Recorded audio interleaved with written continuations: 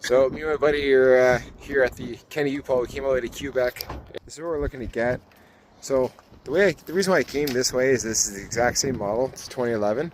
It said it was black. I see that it was black, but until we got the door open, we didn't realize it was once white. We're gonna be cutting this out down to here. We're gonna move some of this stuff out of the way, and we'll start getting hacking.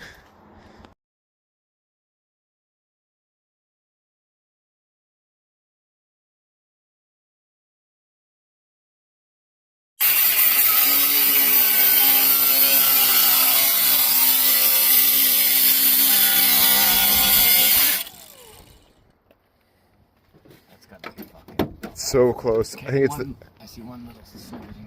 Okay.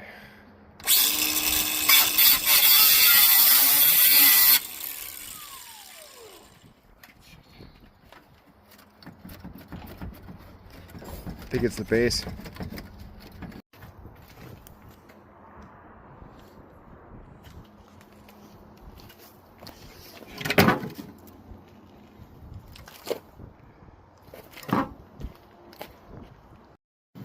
Welcome back to Texas Customs. So what I plan on doing today is fixing this wheel well. So right along here is the wheel well, right by the dog bone here, and I plan on cutting that out and replacing it with the piece that we got from Kenny U-Pole. This is the piece from Kenny U-Pole. We kind of just cut out more than what we needed to, and I'm going to mate that surface up and weld it in. I'm going to be relying on some help from this one. I've never really welded before. Last time I did weld was 20 years ago, and it was a stick weld. Today we plan on using a MIG welder for this, but the first thing I got to do is I got to get this car up in the air, get this tire off, and get this trim piece off. So nothing to it but to do it, and I'll check you guys in a minute.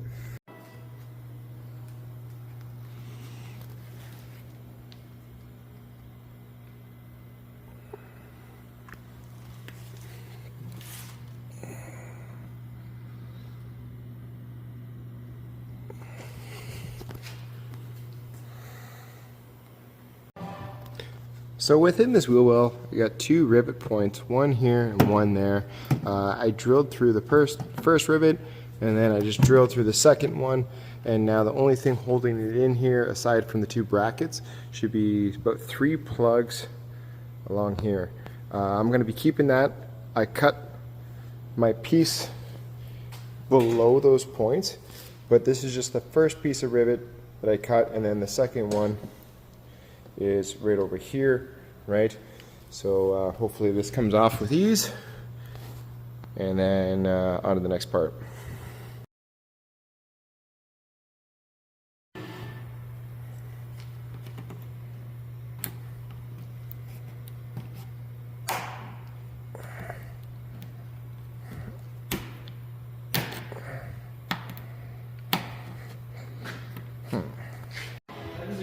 Alright, so what I did here is we put this dog bone up to the metal here, and then we just traced it out, and then we used measurements and a marker to kind of give us an outline on the width. So when we look at the seam here, we measured from the width and spaced it out. So the measurements on here are the width, and then we just measured down and we marked our areas according to that, and then we brought it over about, about a 1/16 to a quarter, and then that way that we'll end up having to shape a little bit more off to make sure. So kind of like such.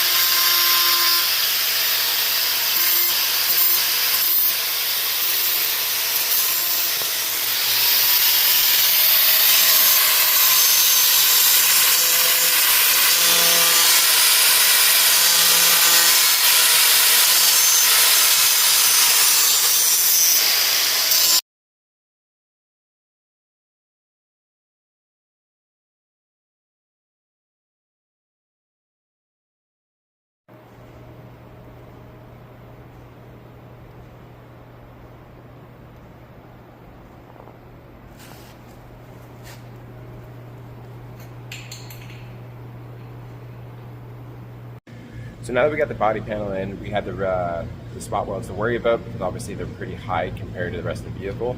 The plan is to use body fill, but before we could do that, I wanted to down.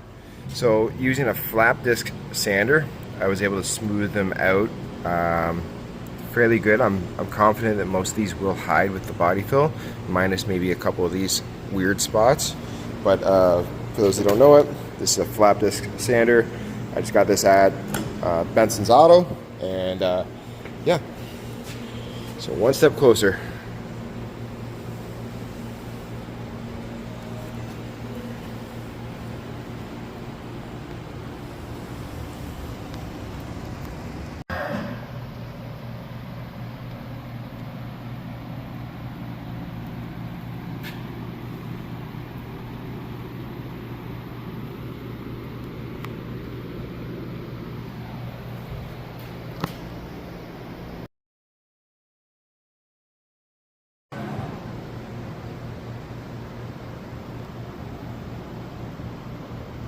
Okay, so first coat's done. Gonna give it a sand, and then I'm gonna do another coat, and I'll apply in here. So it's actually not looking too bad, you know? Remember, I'm a first time doer here. I am definitely no professional, eh? But I think it's gonna look good when it's done.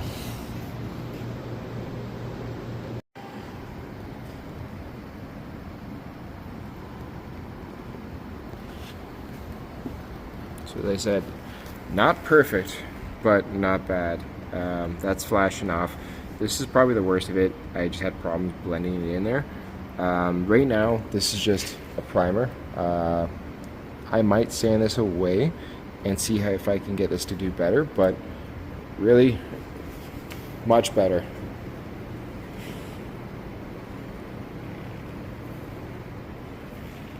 Cool. I'm happy with that.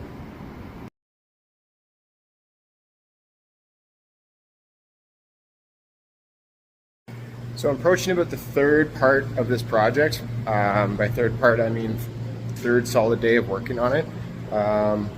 Just doing it in small segments. I wanted to let the weekend, give it the weekend for the primer to cure.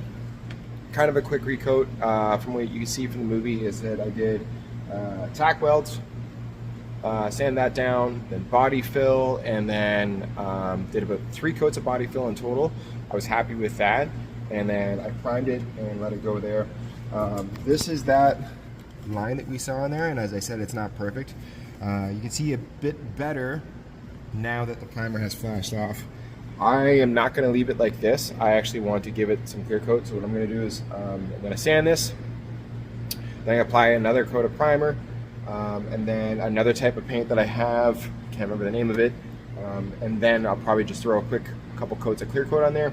And then I'll get the body moldings back together. And you won't even see this because the body molding goes right over top of it. But we'll see how it looks out after that. And I'll touch base with you guys in a bit. And ciao for now.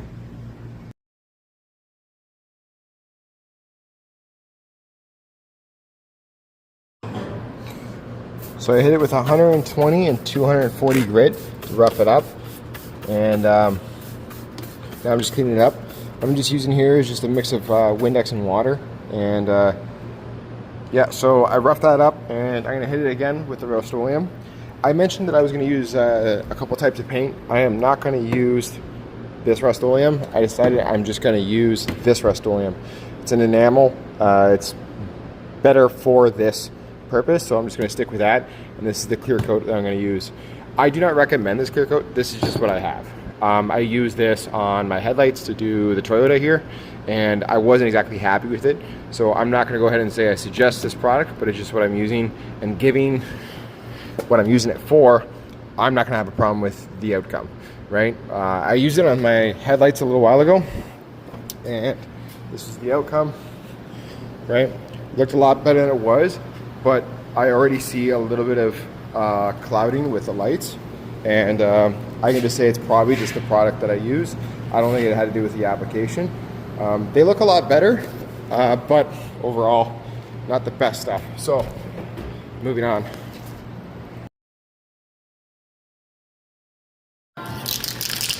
All right, so I sanded it down with 10,000 grit. I just used my drill and a padded sander, and I hit it up, and I was happy with it. Sprayed it one more time, and I think it looks pretty uniform. And now what I'm going to do is I'm just going to use the clear coat. I'm going to try to do this one-handed.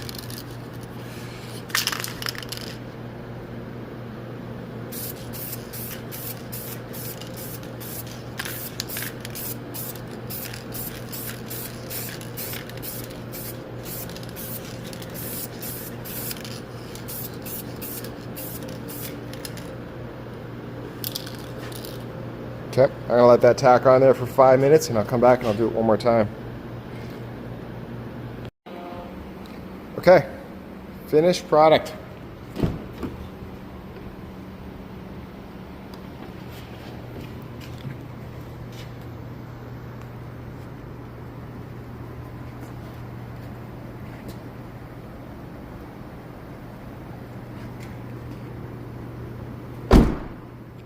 Much better. That took about, let's see, not including driving for everything, I'd say probably about 12 to 13 hours maybe.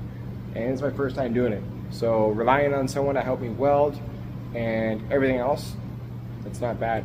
To get these bowlings on, I learned how to rivet, and I put 2 rivets in here, and you can see the one right here. That wasn't bad. Got to learn how to use that. And for the paint finish, there's 3 coats of enamel, and then 3 coats of clear coat on there. So yeah. Okay, so that's gonna wrap up this video. That's pretty much it. There's a couple other things I gotta do to the car that isn't really worth doing a video on. I'm gonna change out a speaker, and I'm gonna clean it up, and then I'm gonna put it on the market. So hopefully the next time you see this car, it will be either on Marketplace, but it won't be with a video of it. But yeah, if you like this stuff, like, subscribe, Texas Customs. I'm Tommy Exner, and peace out.